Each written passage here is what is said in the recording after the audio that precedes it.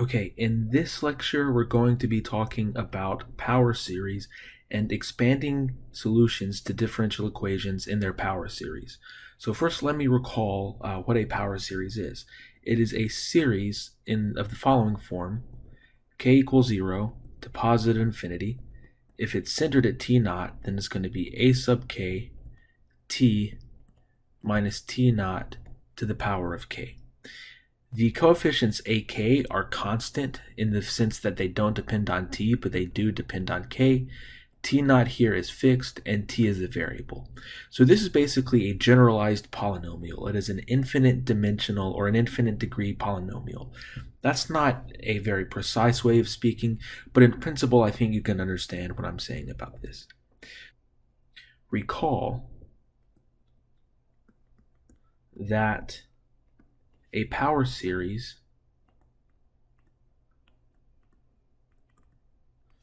centered at t naught converges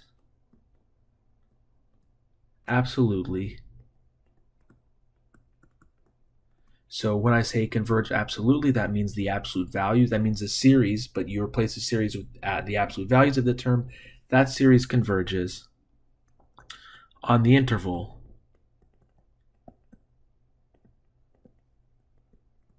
t naught minus r to t naught plus r for some r greater than or equal to 0. You might remember that r is called the radius of convergence of the power series, and in Calc 2 you learn different ways to compute what r is and to compute what the interval of convergence and radius of convergence is. We're not going to talk about it so much right now, but one of the big tests for this was the ratio test, which told you how you could figure out the radius of convergence for a power series like that. There's another important fact that I would like you to remember. Let's say we have a function x of t, and it's equal to the sum k equals 0 to positive infinity ak t minus t naught to the power of k.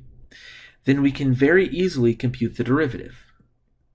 X prime of t, okay, on the interval of convergence, so in other words, on that interval of convergence, to compute the derivative of x, all we have to do is just do the term-by-term differentiation. So x prime of t is going to be the sum k equals 0 to positive infinity, and now we'll just take the derivative of each term. So this will be k ak t minus t naught to the power of k minus 1.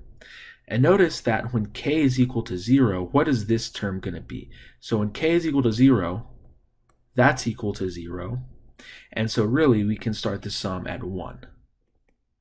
Okay, and so similarly, x double prime of t, I'm just going to take the term-by-term derivative of that series. This is going to be the sum k equals 1 to positive infinity k minus 1 times k times ak times t minus t naught to the power of k minus 2. And notice that similar to the above, when k is equal to 1, that factor is equal to 0. And so we can start this sum when k is equal to 2. Okay, that's it for this video. In the next one, I'm going to explain why we want to be using power series to begin with.